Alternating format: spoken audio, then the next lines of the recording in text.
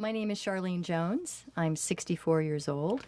Today is September 11th, 2015, and I am in Sacramento, California. And the relationship I have with my partner here I'm interviewing is he's one of my very good friends. My name is Coleman Blease. I am going to be 86 years old next month. Today's date is September 11th, 2015. Location is Sacramento, California. And Charlene is my good friend. Oh. Coleman, I'm so glad you wanted to talk with me today, share some stories.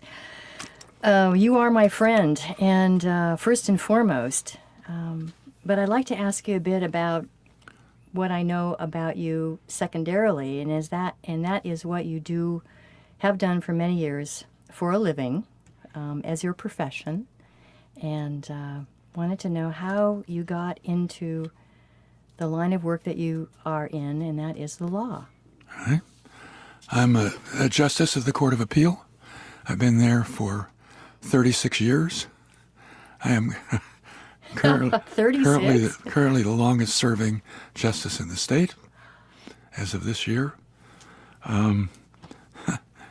How you get into anything is certainly an accident of fate, but when you want to ask me, how do I get into the law? By accident. I was studying at the University of California. I was in my third year of electrical engineering. Electrical engineering? Mm-hmm. Oh my goodness, that's and I different. had decided that electrical engineers are boring.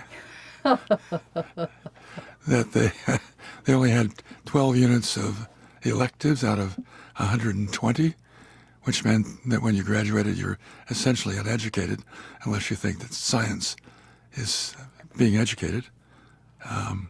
So I didn't know what to do. I went and took some tests. What are my aptitudes? They said, basically, do what you like. So I thought about going. I had taken a very important course after I had decided to leave engineering, and that was the course taught by Jacobus Tenbrook, who was a blind professor, and he taught a course that should include all kinds of wonderful stuff, like the 14th Amendment, the anti-slavery origins of the Fourth Amendment, all kinds of stuff about the common law, welfare law, and I found that fascinating. And inspiring, I bet. I mean, and inspiring by him, I would think. Yeah. Oh, yeah. He was inspiring. Yeah. And many of his students went into the law. I think that was finally clinched it. It did. And this was at the University of California? At Berkeley. At Berkeley. And so I went up to Bolt Hall, which is the law school at Berkeley, and asked them whether I could get in, and they said yes. And luckily enough, it was the first year of the new building, so they had lots of spaces. And so I got in. So you just went up and asked if you could get in, and they said yes? Yes. Oh, wonderful. Not like now. No, like now. Yeah, in fact. I have a number of friends trying to get into law school, and it's, oh my goodness. Yeah. Yeah. When was this call? This was in 1952. Wow, 1952. Yes. I was one, but slowly growing up to become your friend. Right. Yeah. So the law. So you became an attorney, of course. Well, I had to go through the issue about what law school was about. I frankly didn't understand it. Didn't seem to have anything to do with the 14th Amendment or things I was interested in. So I got through, and then the question is, what do I do with it? Yes. Yeah. Well, my first job was drafting oil and gas leases. Drafting oil and gas leases? Yeah, I never told you that. Oh, no, you didn't. That is, yeah, I don't know that about you. Which was as boring as the engineering was boring.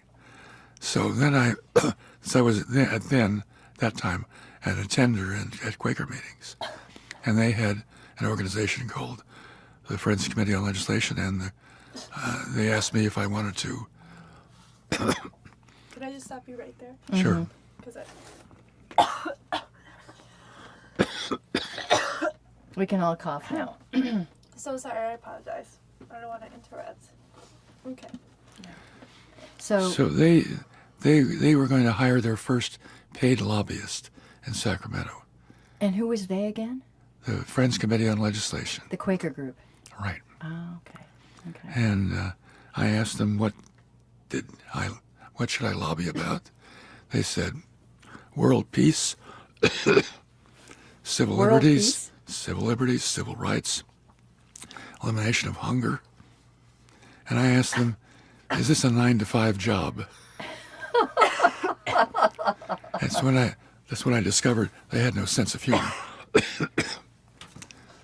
So I then spent 17 years lobbying the legislature, first for the Friends, and then later on for the American Civil Liberties Union of Southern California. So from the Friends Committee, the Quaker group, off to ACLU, were their goals similar? Were they that vast? Actually, they were. And in fact, the Friends had a cooperative relationship with the ACLU for the first 3 years, and then I went to work for them. Wow. Wow, that must have been an interesting orientation. Well, actually, the orientation was what is lobbying about. And? Well, I'll tell you, one of the problems I had is the way they posed what they wanted to accomplish. You're going to end up being a loser 100% of the time. And I don't have a loser personality.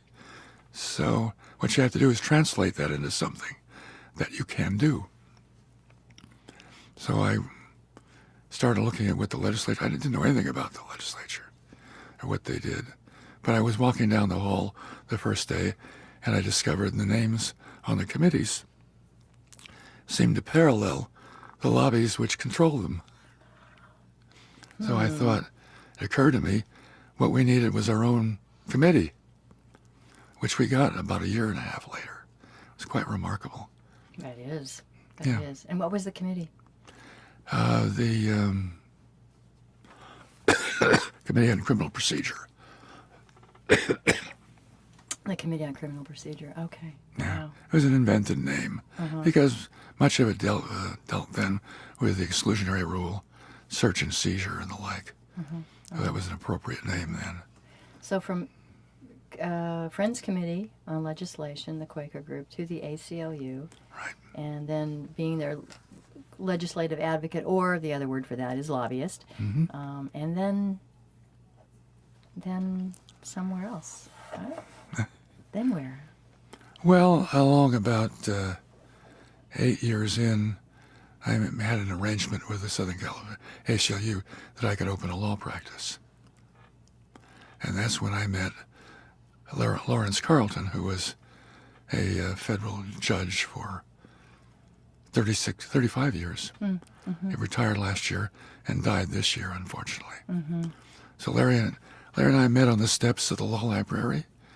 He said he wanted to leave his relationship with 2 other lawyers, which was appropriate because one of them then later committed suicide. The other went crazy. Oh dear. So Dear. I was an easy fill-in. He trusted you, did he? Oh, well, we'd known each other for quite a while. But I said, I don't have any work. And he said, well, I asked him whether I could put my name on the door for $50 a month. Then the social workers came and said they'd like to hire a lawyer, but they didn't have any work. I said, fine, I don't have any either. The social workers came to Me. ask for your legal assistance. Mm-hmm. Okay. And then they told me they were going on strike. And this is California, California social? Sacramento. Sacramento. Yeah. Okay. Sacramento County? SEIU. Oh, it was SEIU at the time, the union. Yeah. Okay. So they went on strike, and then they started being arrested. So we immediately had run up a lot of hours, and so we basically had an annuity from the social workers. They paid us by the month. So you represented them for what? Because they were being arrested. So you were representing them after the arrest. Mm-hmm. I see. Well, and whatever other legal work they wanted. I see. Okay. So that went on for quite some years. Mm-hmm. Mm-hmm. And the practice grew. From that. Mhm. Yeah. Wow. We My. had a somewhat unusual practice. It sounds like it. It sounds like you and Larry. Larry represented folks that maybe were often underdogs. Yeah. And one of them that I represented together with Albert Bendick, who was in law school with me, was Benny Parrish. Benny Parrish was had poor sight, but he's a social worker in Alameda County, and he refused when ordered to go on the raid of the homes of welfare recipients. They were searching for men in the home who were living off of their welfare Mm-hmm. person. Mm-hmm. And so Benny was then fired, and Al and I agreed to represent him for nothing. Oh, my. And he was fired because he refused to go on the raids. Right, Oh, right. okay. In Alameda County, okay. Hmm. And So- Benny told them 5 reasons why he wouldn't go. Every one of them was a golden legal reason, including the federal welfare laws, the Constitution, statutes, and Benny had not any real formal education, but he thought this up himself. He was a natural. My, I'd say. Mm-hmm. I'd say. So we took that to the California Supreme Court, where we won, and then Benny got his back pay, and he agreed. He said he thought it would be appropriate to split his back pay with us, which was $15,000. So Al and I each got $5,000. Wow. Neither of us had any money. Well, and then suddenly you had $5,000. Yeah, so we bought our house with that. You bought your house with that? Yes. Oh, gosh, Cole. And So- it's such a great house. Wow. Yeah. Oh, my gosh. So I learned early on that there were real benefits from doing things that you thought were important.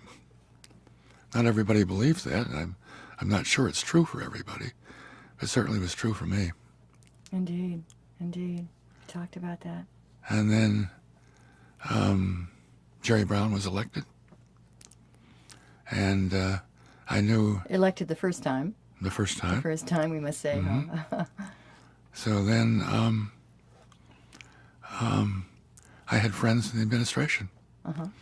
One of them from the ACLU, and another one who was Jerry Brown's colleague at Yale Law School. And they were both pushing for my appointment to the Court of Appeal. That took over 4 years. Jerry wasn't sure I would get through the commission Oh, I see. review.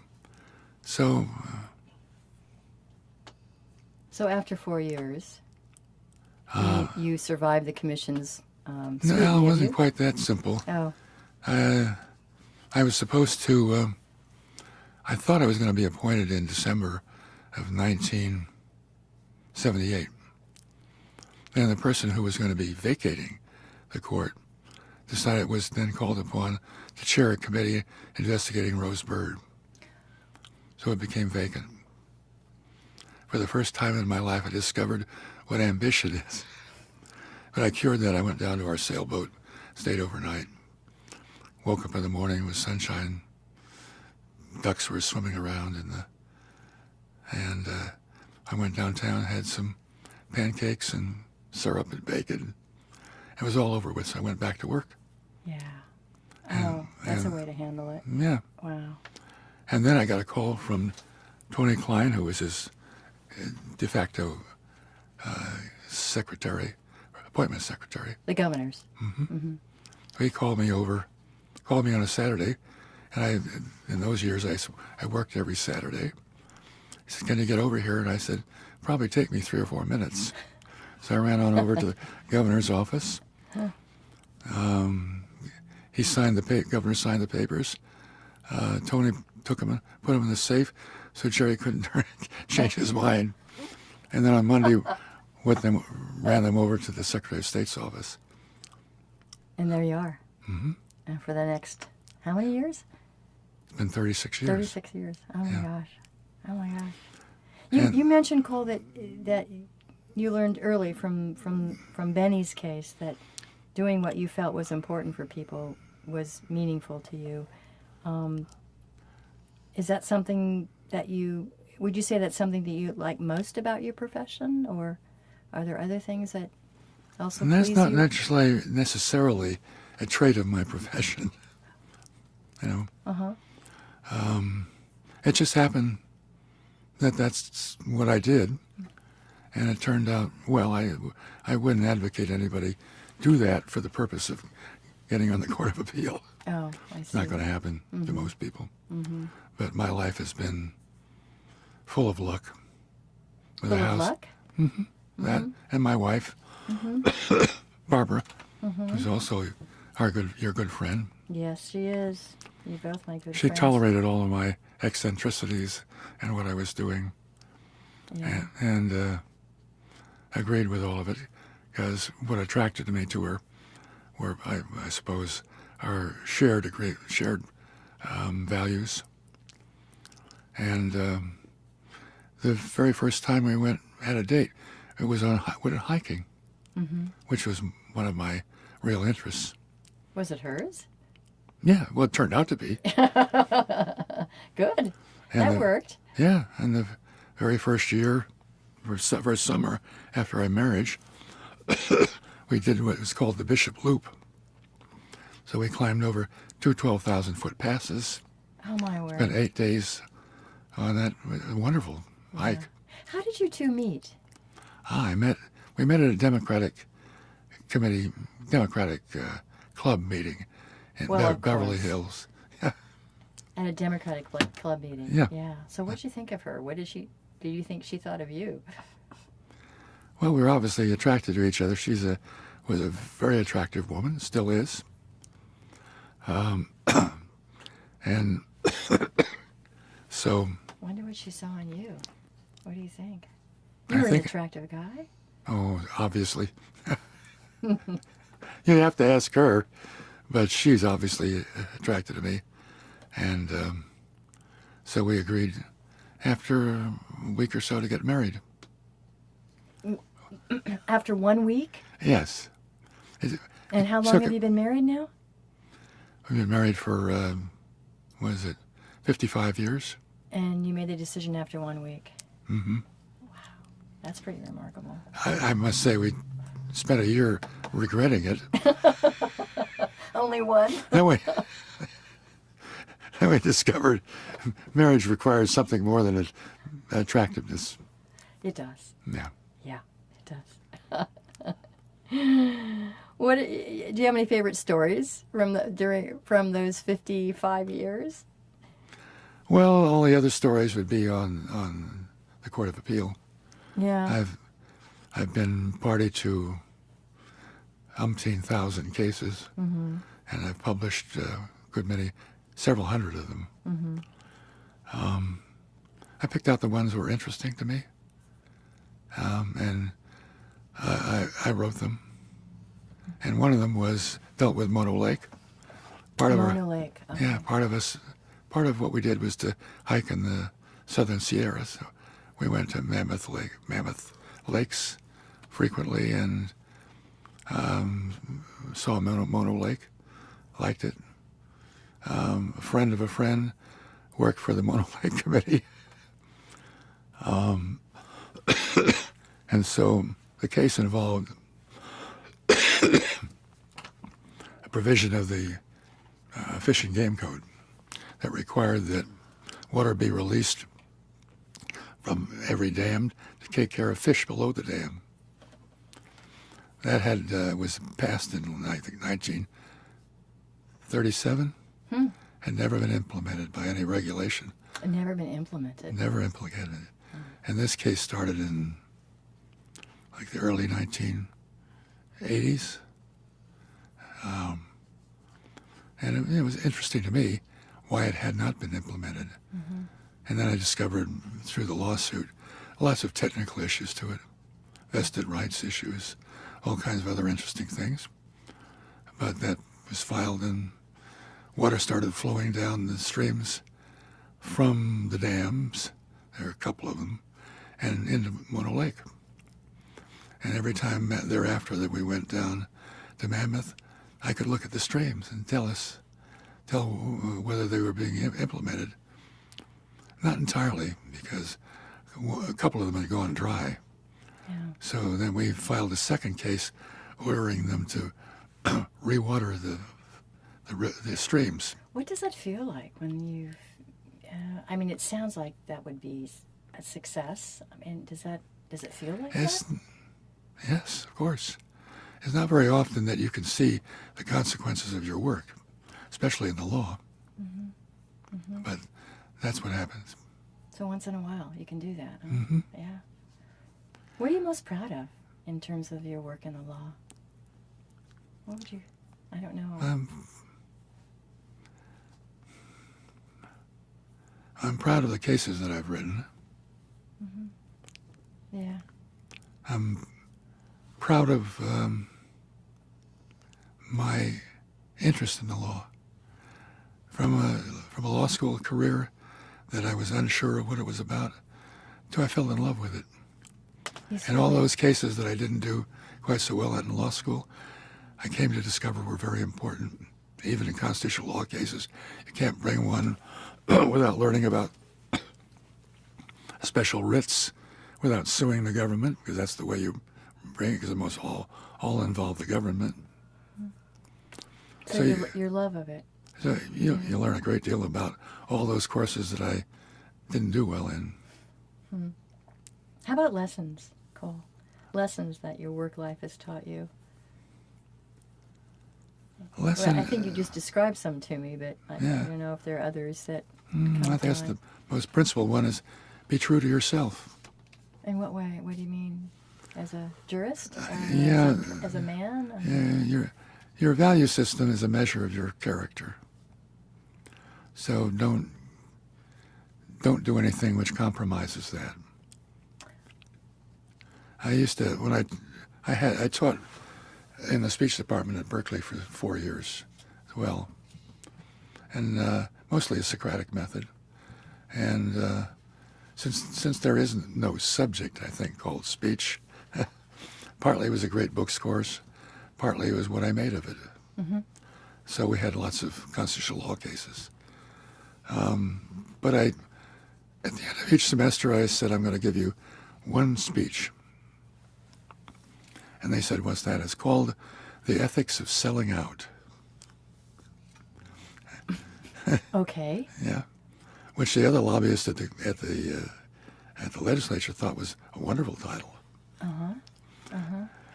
Actually, the principal way you sell out is by doing things, by being co-opted. If you have to get a job, you might be co-opted because you have a family to support. You're going to do it because you need the job. And I had lots of jobs working while going to school, and I saw the looks on people who had to stay there. Spent a summer riveting aluminum trailer bodies together. And of course, I was smart enough to go out and get some earplugs after the first day. Some people didn't do that. Yeah. And so I think their hearing was ruined. Yeah. But, you learn lessons from that about life. But being true to yourself and your values, you said, If you can afford it. That was the ethics of selling out, about co-optation. So I think if you're going to sell out, I'm just using that as an interesting title for it that grabs people's attention, like yours. It did. Yeah. I bet it did the students as well. Yeah. Yeah. Because we're all, in some way or other, co-opted. It's tough. That's, in most people's lives, that's the way they sell out. Yeah. Frequently by being compelled to. And I didn't mean it as a negative term, but if you want to check your own values, that's where you should check them. What are you giving up? Most people may not have that choice. I did. I was about to say, I think many people don't have the choices. Yeah. Yeah. So Especially these days. Yeah. Yeah. So for that reason, I left the ACLU as well, because they had they had a board which frequently couldn't distinguish between civil liberties and movements. Oh, and political movements. Political movements. And so when the ACLU chose to support the rights of some particular political movement, the people in the movement thought they were joining them, which was never true. They were supporting their rights. I know, because But they've represented everybody from the KKK to, yeah. And they would come in and join the ACLU and then get on the board, and sometimes they misjudged what civil liberties was about. And one year the board voted, there was a bill that would have created a separate school district in Pasadena out of the LA school district, which would have been, of course, all white. And they split 50-50 on whether they're going to represent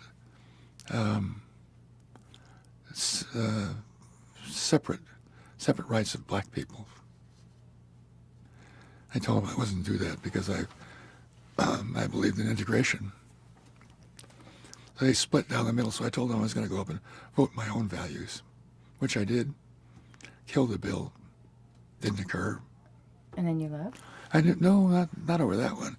I knew my time was limited. So, Yeah. Well, again, it's being true to yourself and your values. Yeah. if you could afford it. And if you have the I had a choices. wife who would, be with me. Children who were dragged along. Yeah. And your wife was also teaching school, so had some income once in a while, maybe when. Well, actually we lived off of her income, because when I left the Friends, my income went down from $400 a month to $300. To $300? Yeah, but she had a $700 a month job with the Pasadena school, not the Pasadena, but the Beverly Hills School District. Oh, so you were rolling in it then. Oh, we were. Yeah. Oh gosh.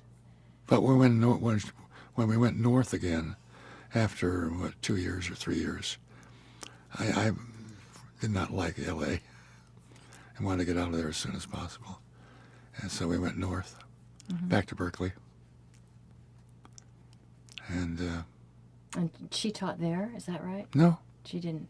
Okay. no, she hasn't taught since. Oh, but that's when you had that was subsequent to adopting, or did you adopt soon after that, after moving? We adopted our 2 children in After moving. 62 and 65.